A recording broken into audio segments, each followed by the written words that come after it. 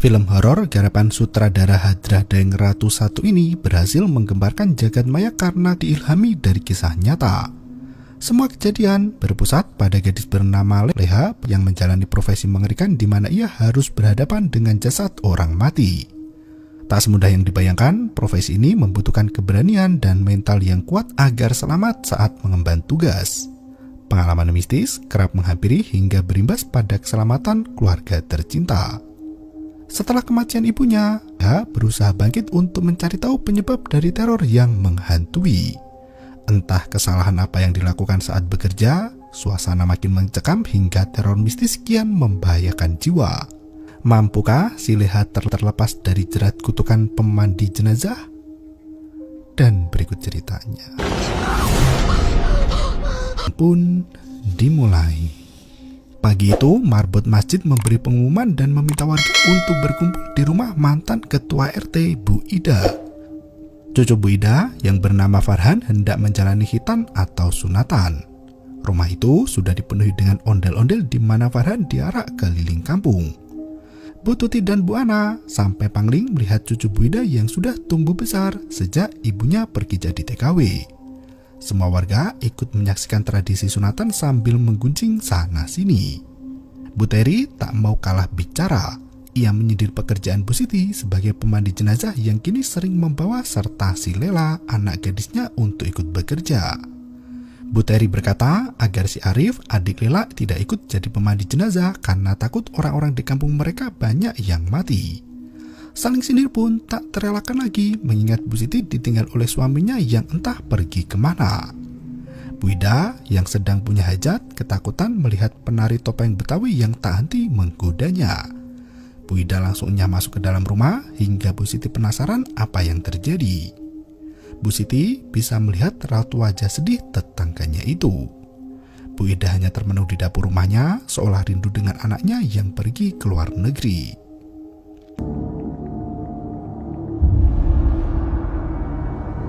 Sore harinya, warga pamit pulang karena acara sudah selesai. Bu Ana melenggang pergi, dijemput oleh anaknya Bimo, sementara Bu Siti dijemput oleh putrinya Lela yang berjalan kaki dari rumah. Saat itu, Lela menggunakan payung kuning padahal belum turun hujan.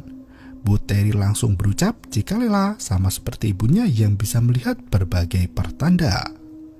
Setelah mereka semua pergi, Bu Siti memeluk Bu Ida untuk menguatkan hatinya. Bersama Lela, ia berjalan pulang ke rumah hingga si Arif memanggil dari kejauhan. Ibu! Pemuda itu bergabung dengan kakak dan ibunya sembari membicarakan pekerjaan. Lela sangat berharap Arif bisa mencari pekerjaan yang lebih layak daripada terus-terusan jadi kuli bangunan lepas. Lelah mendengar perdebatan anak-anaknya, Bu Siti menegur si Lela agar membiarkan adiknya melakukan pekerjaan apapun yang sedang ingin dikerjakan. Arif langsung menuju rumah Rika yang kebetulan meminta jasanya untuk memperbaiki rumah kontrakan. Sementara Lela dan Bu Siti melenggang pulang ke rumah hingga terdengar azan berkumandang. Bu Siti menjalankan sholat maghrib di kamarnya, namun suara ketukan terdengar mengganggu dari luar jendela. Selain suara ketukan, terdengar juga suara derap langkah kaki yang mendekati Bu Siti. Ia mengintip keluar jendela, namun tak ada siapapun di luar sana. Bu Siti kembali ke posisi semula untuk menjalankan sholat. Baru membaca niat, suara gedebuk kembali terdengar semakin dekat. Bu Siti tak mau menghiraukan suara itu dan lanjut sholat. Belum selesai rakaat pertama, hantu wanita sudah muncul di belakang Bu Siti, ikut jadi makmum. Suara Bu Siti mulai bergetar menahan rasa takut yang menyesakkan dada.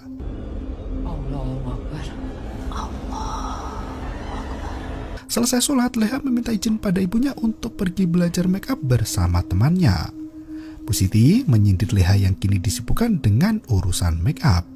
Ia berpikir jika putrinya tidak mau meneruskan pekerjaan sebagai pemandi jenazah.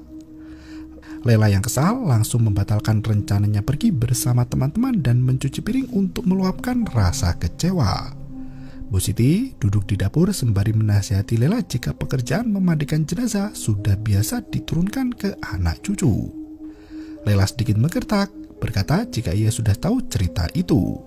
Ibu mendapat ilmu memandikan jenazah dari sang nenek, begitu pula Lela yang sudah sering ikut memandikan jenazah saat Bu Siti bertugas. Lela masih bertahan dengan pendapat pribadinya agar mendapatkan pilihan pekerjaan lain sesuai minat dan bakat. Bu Siti mengeluh jika bukan Lela, lantas siapa lagi yang mau meneruskan pekerjaan itu? Selain mereka, tak ada lagi pemandi jenazah di kampungnya. Lela yang kesal sampai tak sengaja memecahkan gelas kaca. Ia membersihkan pecahan gelas itu sembari bergumam jika tugas pemandi jenazah itu sangat berat dan menghadapi kematian. Lela merasakan kelelahan setiap harinya menjadi saksi dari kematian orang lain yang masih sakaratul maut saat hendak dimandikan. Bu Siti membuka besek makanan dari acara sunatan si Farhan. Anehnya, makanan itu dijangkiti belatung meski baru dimasak siang tadi. Bu Siti langsung bersiap pergi sembari berpesan agar Lela menutup pintu rumah rapat-rapat. Ia meminta Lela untuk tidak membukakan pintu apalagi membawa orang masuk. Lela yang kebingungan bertanya hendak kemana ibunya pergi. Bu Siti hanya diam sambil buru-buru keluar dari rumahnya. Tak berselang lama, marbot masjid memberikan kabar duka di mana Bu Ida Mulyani meninggal dunia. Bu Siti yang masih di teras rumah tak bisa menyembunyikan tangisnya lagi. Ia meminta Lela untuk menunggu di rumah sampai Arif pulang, apalagi cuaca mendung bergemuruh seperti akan hujan badai. Tak seperti biasa, Bu Siti memilih pergi ke rumah Bu Ida sendirian tanpa didampingi Lela. Gadis itu pun masuk ke dalam rumah dan mengunci pintu seperti pesan dari ibunya. Langit mulai turun hujan. Bu Siti baru sampai di rumah Ida dengan memakai payung kuning si Lela. Keluarga Bu Ida bersama para tetangga dekat sudah memenuhi rumah itu untuk membantu mengurus jenazah. Nasnya, mereka semua hanya tertegun di dalam kamar tanpa ada satupun yang berani masuk ke dalam. Bu Siti memberanikan diri untuk mendekati jasad Bu Ida yang ternyata foto anak Bu Ida masih melekat dengan darah berada tak jauh dari jasadnya. Bu Siti meminta tolong disiapkan tempat untuk memandikan jenazah. Ia berniat untuk memandikan jasad Bu Ida sendirian. Di tempat lain, Lela yang hampir tertidur mendengar suara ketukan dari atap rumah. Suara ketukan itu terdengar semakin mengganggu karena berjalan mengelilingi kamar Lela. Gadis itu beranjak dari tempat tidur sembari memperhatikan letak ketukan itu.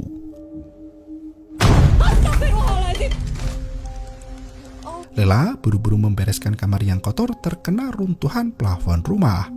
Bahkan air hujan ikut turun membasahi kasur. Untungnya Arif pulang tepat waktu. Melihat kakaknya sibuk menahan air hujan, Arif sigap mengambil mantol untuk memperbaiki atap yang ambruk. Saat Arif membetulkan genteng di atap rumah, Bu Siti tampak berjalan kaki pincang menuju pintu rumah. Belum sampai masuk ke dalam, Bu Siti jatuh lemas hingga kesulitan berdiri. Lela yang mendengar teriakan Arif langsung berlari keluar dan mendapati ibunya kesakitan.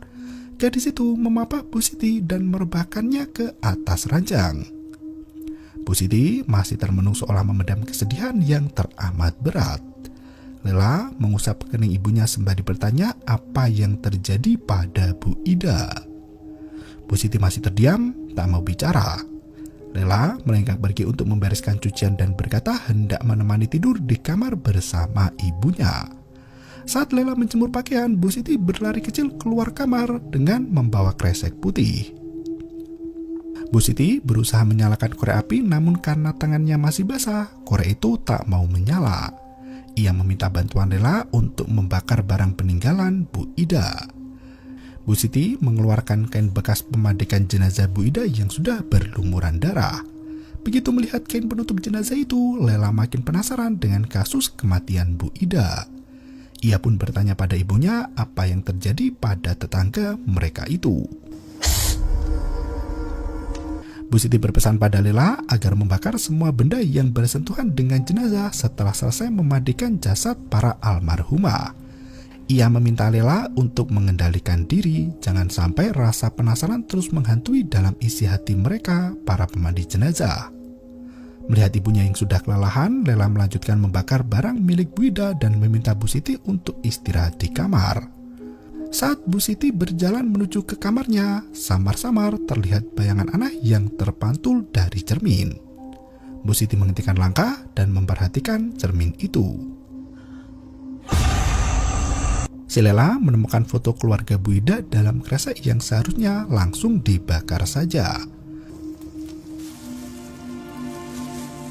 Di waktu yang sama, Bu Siti merebahkan tubuh lemahnya di atas ranjang sembari melampirkan apa yang terjadi pada Bu Ida.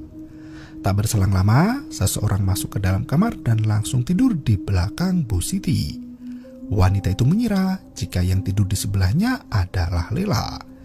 Ia bertanya apakah pintu sudah dikunci rapat. Karena tak kunjung menjawab, Bu Siti menoleh ke belakang yang ternyata tak ada siapapun di sampingnya. Lela baru saja masuk ke dalam kamar dan naik ke ranjang bersama ibunya. Bu Siti mengusap lembut wajah Lela sembari mengucap kata maaf. Ia tak pernah berharap untuk lahir dari rahim seorang wanita pemandi jenazah, begitu juga Lela. Bu Siti menegaskan jika manusia hidup dengan membawa fungsinya masing-masing. Ia berharap bisa menerima takdir sebagai pemandi jenazah dan begitupun si Lela. Saat mereka tidur lelap, sosok astral mulai menginvasi rumah dan muncul dalam wujud entitas mengerikan.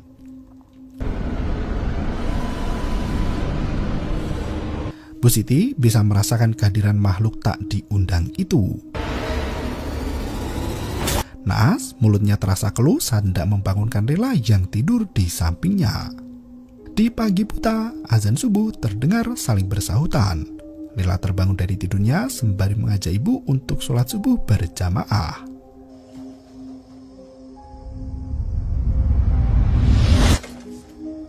Melihat kondisi ibunya yang mati mengenaskan, Lela berusaha memproses apa yang sedang terjadi. Ia sempat terdiam karena bingung antara kenyataan atau mimpi. Setelah tersadar, Lela langsung menepuk pipi ibunya sembari berusaha membangunkan wanita itu. Lela menjerit histeris sambil memanggil Arif yang langsung lemas begitu melihat jasad ibunya yang tak bernyawa. Selang beberapa jam kemudian, marbot masjid memberi pengumuman duka atas meninggalnya Siti Rodiah binti Amin. Warga berbondong-bondong mendatangi rumah Lela termasuk polisi yang berusaha mencari informasi. Karena hari semakin siang, warga mendesak Lela untuk segera memandikan jenazah ibunya agar bisa segera dimakamkan. Sementara itu, Arif yang duduk di luar rumah mendapat pertanyaan dari Pak RT terkait kronologis meninggalnya Bu Siti. Arif berkata jika ia tidak melihat secara langsung kematian ibunya. Dari keterangan dokter, Bu Siti mengalami pendarahan mendadak semalam suntuk saat semua orang tertidur. Tubuh Bu Siti masih utuh tanpa luka apapun dan tidak ada bekas penganiayaan. Bahkan, Lela yang tidur di samping ibunya tidak mendengar ada suara bising apapun semalam sampai tak mengira jika ibunya telah tiada. Rika ikut melayat ke rumah duka dan duduk di tepi jenazah. Sebelum memandikan jasad ibunya, Lela mengambil air wudhu dan mengenakan kain jarik serta jilbab. Dengan suara bergetar, Lela tak henti membaca doa agar diberi kekuatan untuk mengemban tugas berat itu. Setelah siap, Lela masuk ke tempat pemandian jenazah dan membaca niat untuk memandikan jenazah. Ia membuka kain yang menutupi wajah ibunya dan menyiram air dari kepala hingga ujung kaki sembari membaca sholawat Nabi. Ya Allah, ya Allah, ya Allah, ya Allah. Lela mulai bertanya-tanya apa yang sebenarnya menimpa ibu hingga kematiannya terasa begitu mendadak. Karena mata Bu Siti sulit dipejamkan, dengan tangis yang gemuruh, Lela meminta izin untuk memandikan jasad ibu. Tangis Leha terdengar pilu hingga tangan Bu Siti bergerak perlahan menggenggam tangan Lela seolah arwah ibu berada di sampingnya seperti biasa dilakukan. Bu Siti selalu memberi petuah pada Lela tentang cara memandikan jenazah. Pemandi jenazah adalah orang terakhir yang ditemui jasad sebagai perantara sebelum pulang kepada Yang Kuasa. Dengan mengingat pesan dari ibunya itu, Lela bisa menyelesaikan tugas dengan lancar. Setelah jasad almarhumah bersih dan wangi, Lela memeriksa sekali lagi ke setiap sela tubuh agar tidak ada benda asing yang tertinggal di sana.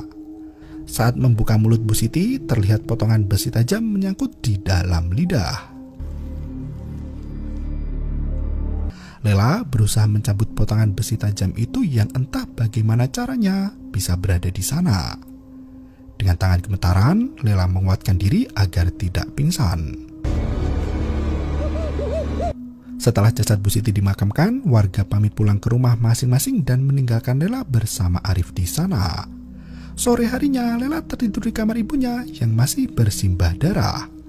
Bu Ana mengetuk pintu kamar itu untuk memberikan uang takziah dari warga. Agar menghemat biaya, ia berpesan acara tahlilan Bu Ida dilakukan bersamaan dengan tahlilan Bu Siti di musola. Lela yang masih berduka hanya bisa menganggukkan kepala. Tak berselang lama, Bu Teri dan Bu Tuti masuk ke dalam untuk menjenguk Lela. Mereka tertegun melihat bekas darah Bu Siti yang membanjiri kasur sangat banyak. Mereka sampai bertanya-tanya apa yang terjadi pada ibu si Lela. Gadis itu hanya diam dan langsung mengunci pintu kamar. Warga jadi curiga dengan kematian Bu Siti yang tampak tak wajar. Lela bergegas mengganti spray ranjang ibunya dengan yang baru. Ia mencuci spray bekas darah itu agar tidak menimbulkan pertanyaan dalam benak warga. Tak seperti kakaknya, Arif berusaha mengatasi rasa sedihnya dengan lebih giat bekerja. Lela justru memarahi Arif yang menurutnya tidak punya rasa sedih ditinggal mati ibu tercinta. Lela mencuci spray bernoda darah itu dengan tenaga yang kuat karena warna merah darah tak kunjung pudar. Uliran besi yang ditemukan di mulut ibunya tiba-tiba muncul di sela kain basah. Lela menjemput kawat duri itu dari dasar ember, namun menghilang entah kemana. Ia berusaha mencari di sela kain, namun tak kunjung ketemu juga. Arif sudah berada di rumah kontrakan Rika untuk membetulkan genteng yang bocor. Merasa iba dengan nasib Arif yang ditinggal mati orang tua, Rika menawarkan bantuan jika membutuhkan sesuatu di rumah. Arif menghela nafas panjang sembari mengucapkan terima kasih. Kawat berduri terlihat melintang di samping rumah memagari siapapun yang berusaha menerobos masuk. Bu Ana dan Bu Tuti menyimpan besek yang biasa dibagikan warga setelah tahlilan. Mereka memotong foto Bu Ida dan Bu Siti untuk ditempelkan di tutup kresek itu. Secara kebetulan Bu Ida dan Bu Siti adalah sahabat dekat sejak kecil. Warga tak menyangka sepasang sahabat dekat itu akan mati dalam waktu yang berdekatan. Bu Teri kembali berbicara ngawur menuturkan jika kematian mereka adalah gegara santet. Saking serunya bicara, jari Bu Teri sampai tergores katar tajam. Mereka langsung berhenti bicara dan lebih fokus bekerja. Malam harinya saat tahlilan di musola, kejadian mistis mulai menyeruak. Bu Teri langsung menoleh ke belakang begitu melihat tangan busuk mengambil buku Yasin di sampingnya. Seketika itu, Bu Teri berteriak ketakutan jika dirinya belum mau mati.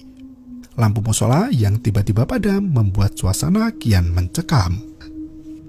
Pak RT meminta warga untuk tetap tenang dan melanjutkan tahlilan menggunakan lilin seadanya. Pak Mamat pun sigap mengambil lilin untuk penerangan sementara. Teror mistis tak kunjung berhenti di mana kini giliran Lela yang melihat arwah Bu Ida dan Bu Siti. Anehnya tak hanya dua hantu wanita yang duduk di antara warga, namun ada satu arwah misterius yang tak dikenal. Ternyata sosok hantu wanita itu mirip seperti Bu Ana dengan mengenakan jilbab merah. Seiring teriakan mencekik Lela, lampu musola langsung menyala. Arif berusaha menenangkan Lela yang ketakutan hingga tubuhnya gemetaran. Akhirnya Lela memilih untuk pulang duluan dan beristirahat sejenak. Anehnya, sesampainya di rumah, Lela mendengar suara ibunya yang biasa sholat di dalam kamar.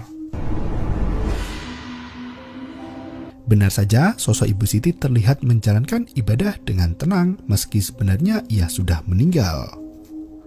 Lela berjalan perlahan mendekati sosok misterius itu yang ternyata Dengan tubuh yang masih gemetar, Lela menghampiri mukena ibunya, namun telapak kaki tertusuk kawat tajam. Lela terjatuh kesakitan berusaha untuk melepas kawat duri dari kulitnya. Sosok bayangan gaib melesat menuju ke rumah Bu Ana yang asik bercengkrama dengan putranya Bimo. Ia mulai mengkhawatirkan nasib Bimo yang tak kunjung mendapat pekerjaan mapan.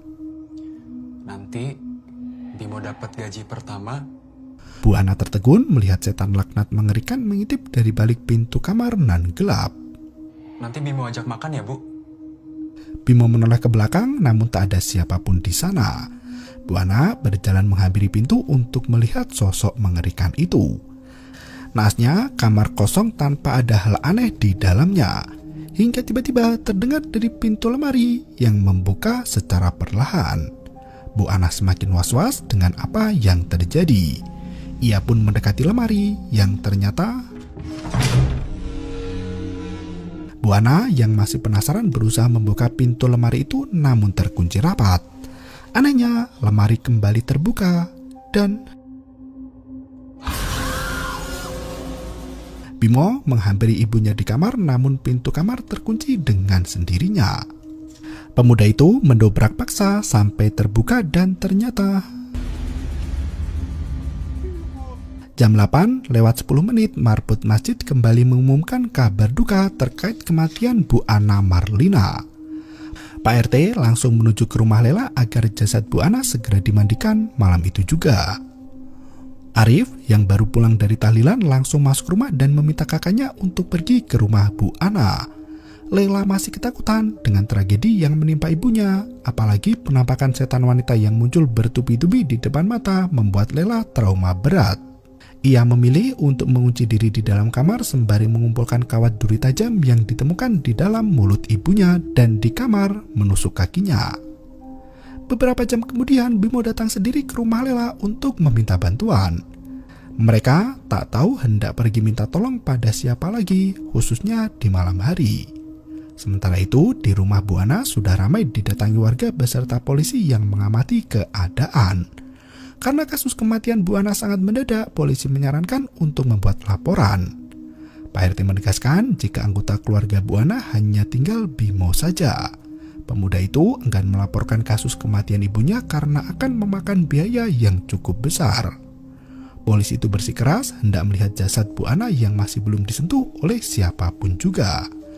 Pak RT meminta izin pada Bimo agar derajat bisa masuk ke kamar Bu Ana untuk memeriksa jasadnya.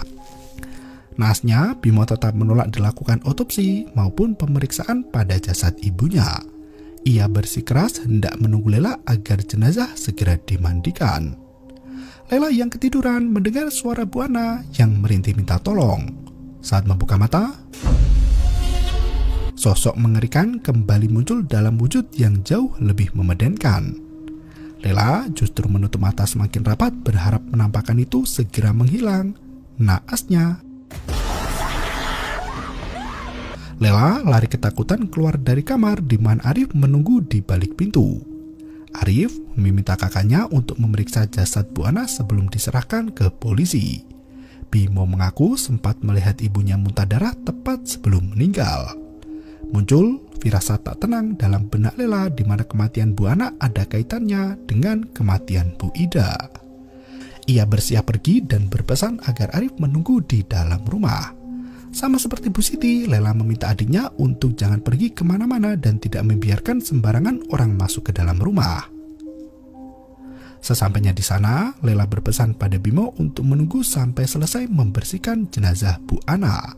Sembari terus berdoa, Lela masuk ke tempat pemandian jenazah sendirian. Untaian tangan Bu Ana mencuat keluar seolah menyambut kedatangan gadis pemandi jenazah. Lela langsung membetulkan posisi tangan Bu Ana sembari membaca niat untuk memandikannya. Seperti biasa, langkah pertama yang dilakukan adalah menyibakkan kain bagian kepala. Lela langsung memeriksa ke bagian mulut jenazah, takut ada kawat duri yang tertancap di sana. Setelah dipastikan aman, Lela membaca sholawat sembari menyiram air ke sekujur badan Bu Ana. Jasad Bu Ana terduduk dari ranjang sembari tangannya memukul bagian perut. Lela membuka kain yang menutupi perut jenazah itu dan menemukan kawat duri tertancap di sana.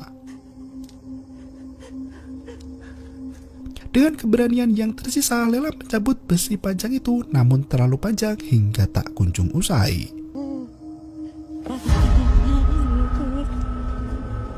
Potongan daging perut Bu Ana ikut terkoyak dan tercabik-cabik. Tubuh jenazah yang terkulai lemas setelah kawat duri keluar langsung dibaringkan kembali ke tempat semula. Naasnya, mata jenazah terbelalak lebar dengan air mata yang membasahi pipi. Bismillahirrahmanirrahim. Kali ini Leha tak tahu harus bagaimana karena mata Bu Ana sama sekali tak mau menutup.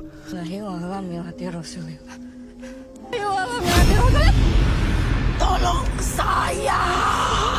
Lela terisak kencang merasakan kengerian yang teramat dahsyat saat memandikan jasad wanita itu.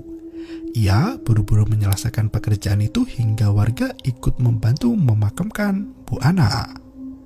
Pak Derajat kini menginterogasi Bu Teri yang terkenal dekat dengan almarhumah. Bu Teri mengaku tak tahu apa-apa dan langsung melenggang pergi. Pagi harinya, saat Lela hendak ke rumah Bimo, ia melihat Arif yang sudah bekerja di rumah kontrakan Rika.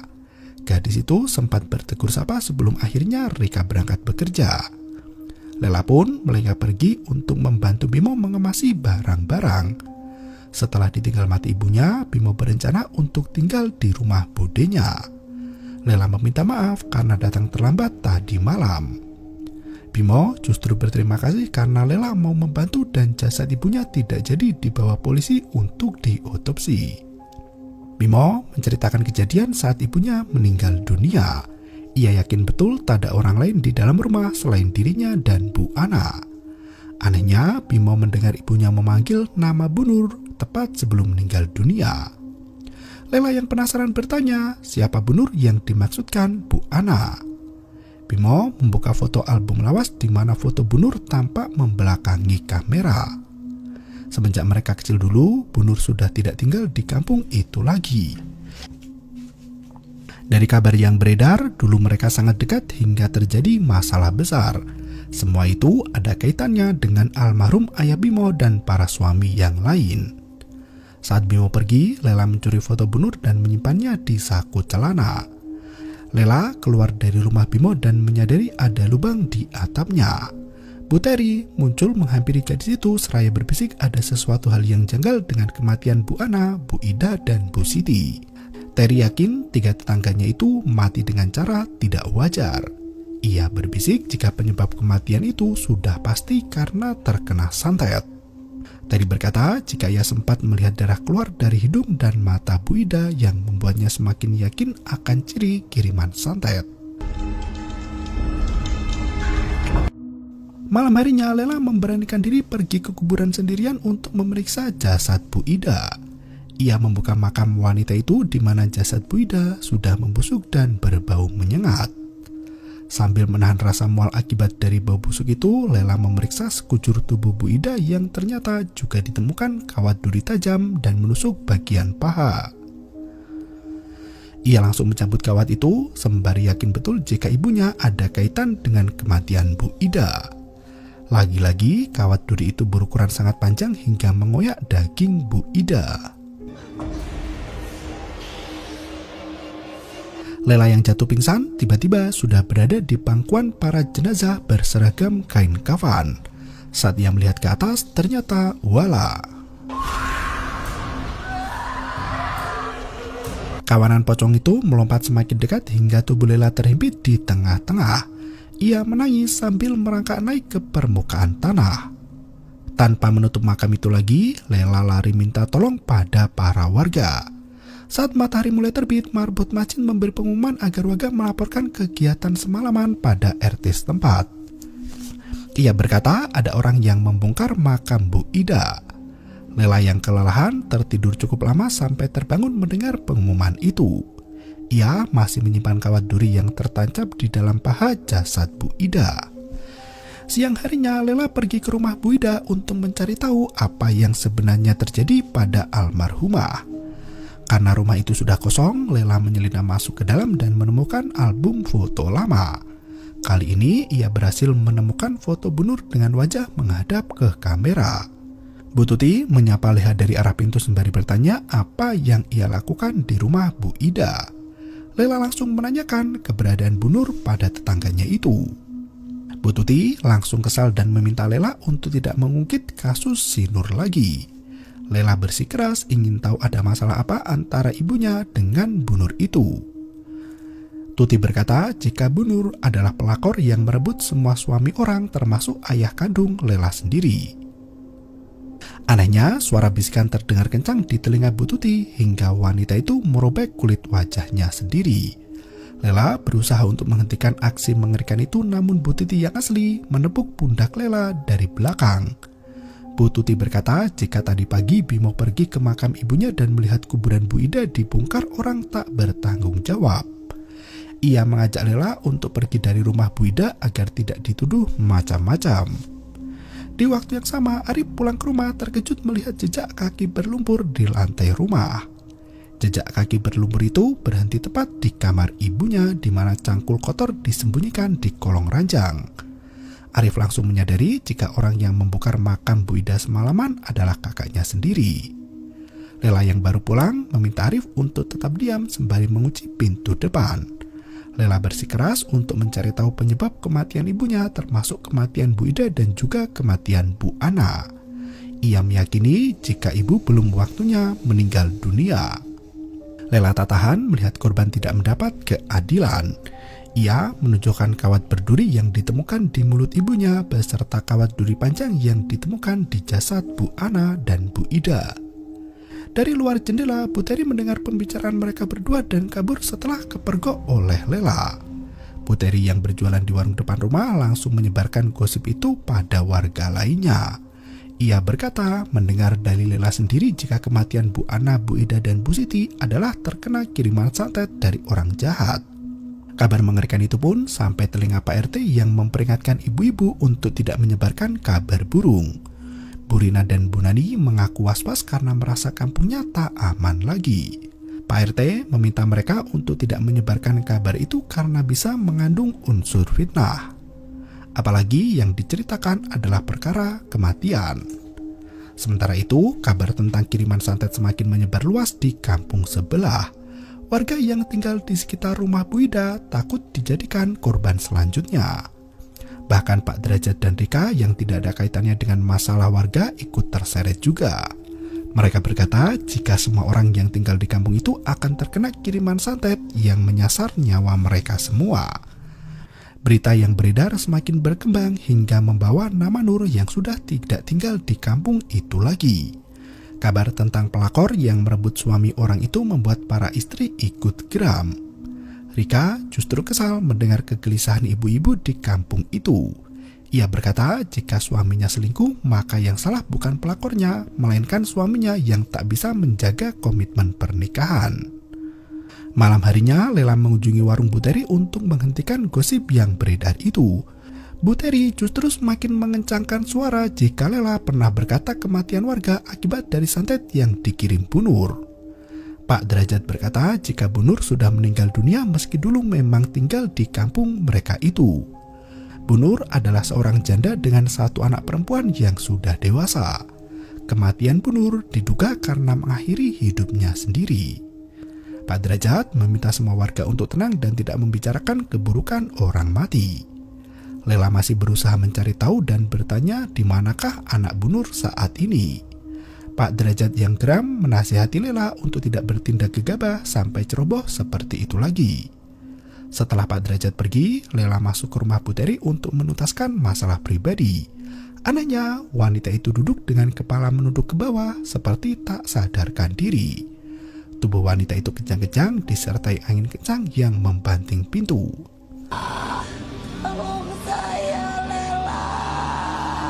Ternyata Bu Teri kerasukan arwah Bu Nur yang hendak meminta bantuan pada Lela. Arwah wanita itu tak terima karena dituduh merebut suami orang hingga merusak rumah tangga warga kampung. Lela pun meminta agar Bu Nur menceritakan semuanya. Mati, Anehnya, arwah yang merasuki tubuh Puteri berubah menjadi iblis mengerikan yang mencekik leher Lela dengan sangat kuat. Lela berusaha untuk melepaskan diri hingga Puteri terjatuh lemas di lantai dan berakhir pingsan. Lela pulang ke rumah sembari memperhatikan foto Bu Nur di masa lalu. Arif menasihati kakaknya untuk menyudahi penyelidikan mandirinya itu. Ia tak mau ibunya jadi perbincangan warga yang semakin ngawur mengarang cerita. Lela mengambil jaket dan berkata jika pakaian itu adalah bukti dari semua yang terjadi. Arif justru berkata jika kelakuan Lela membuat arwah almarhumah tidak tenang. Lela menangis sejadinya mengingat ia selalu berjuang sendiri untuk menguap penyebab kematian sang ibu tercinta. Ia tak ikhlas melihat ibunya mati dibunuh, namun pelaku masih bisa hidup bebas tanpa rasa bersalah. Arif berusaha menenangkan sang kakak dan memeluk erat tubuh Lela.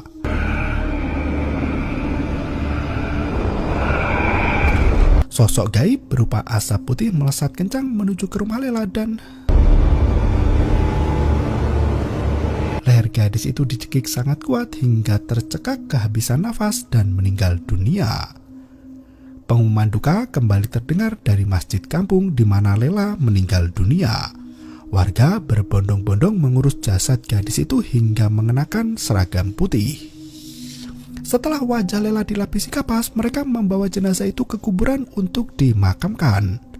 Arif hanya bisa menangisi jasad kakaknya yang telah tiada dengan cara mengenaskan sama seperti ibunya. Di waktu yang sama, Lela terbangun dengan tubuh berbalut kain kafan. Ia menjerit minta tolong hingga tiba-tiba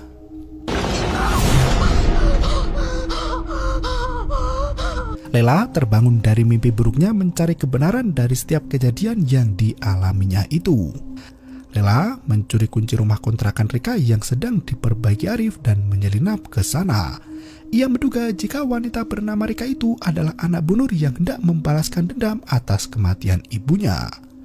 Lela langsung mencari bukti bahwa Rika memang benar anak Bu Nur. Dari luar terdengar semua warga yang melintas di depan rumah. Lela yang terkejut sampai menyinggol gelas air minum hingga tumpahan membasahi karpet. Anehnya, air masuk ke selak keramik di mana lantai itu bisa dilepas dengan mudah. Ternyata di bawah keramik itu tersimpan foto Bu Ida, Bu Ana, dan Bu Siti yang berlibur ke kebun raya bersama Bu Nur. Di belakang foto itu tertancap kawat berduri serta tulisan Rika Cinta Ibu. Akhirnya Lela menemukan bukti bahwa pelaku santet selama ini memang benar si Rika. Ia menyelinap pergi untuk memberikan pelajaran. Di waktu yang sama, Bu Tuti mulai mendapat gangguan mistis.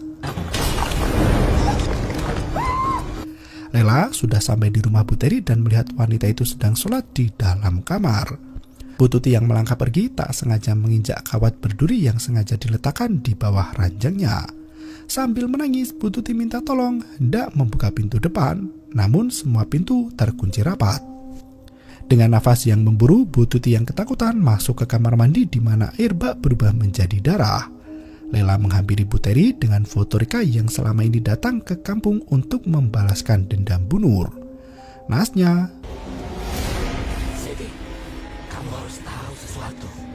Bu Teri kembali kerasukan arwah Bu Nur yang hendak berbicara dengan Bu Siti. Ia berkata jika suami Bu Siti pergi dengan perempuan itu. Percakapan masa lalu antara Bu Ana, Bu Ida, dan Bu Siti yang memojokkan Bu Nur diperagakan oleh Bu Teri yang kerasukan. Mereka menuduh Bu Nur sebagai penggoda suami orang yang sengaja menghancurkan rumah tangga sahabatnya sendiri. Di tempat lain, Bu Tuti masih berjuang menyelamatkan diri dari teror gaib yang kian mencekam. Darah mengalir deras membanjiri tubuh Bu Tuti yang berteriak histeris. Wanita itu sampai terjungkal ke depan di mana matanya tertusuk kawat berduri. Bu Tuti memberanikan diri untuk menarik kawat itu, namun tiba-tiba anehnya Lela melihat Bu Tuti mengompori ibu-ibu untuk memberi pelajaran pada si Nur. Suara marbot masjid kembali menggema mengabarkan bahwa Bu Tuti baru saja meninggal dunia. Jangan jadi dosamu. Lela yang ketakutan kabur dari rumah Bu Teri untuk memeriksa jasad Bu Tuti. Ia sampai terjatuh lemas melihat jasad wanita itu mati dengan cara jauh lebih mengenaskan. Lela pun menjalankan tugas untuk memandikan jenazah jasad Bu Tuti sendirian. Setelah membaca niat, ia membuka penutup kepala di mana tubuh Bu Tuti bersimbah banyak darah. Saat hendak mencabut kawat duri dari mata Bu Tuti, tiba-tiba sekujur tubuh Bu Tuti mulai bergerak diiring aliran darah yang berisi kawat duri seketika itu. Kini Lela menolak merasakan takut lagi. Ia langsung mencabut kawat duri itu dari dalam tubuh Bu Tuti. Kali ini panjangnya bukan main. Setelah kawat itu terlepas, tiba-tiba arwah mereka datang minta tolong pada Lela sembari merintih kesakitan. Setelah mengalami peristiwa gaib, Lela yang depresi mengikat kepalanya sendiri menggunakan kawat berduri.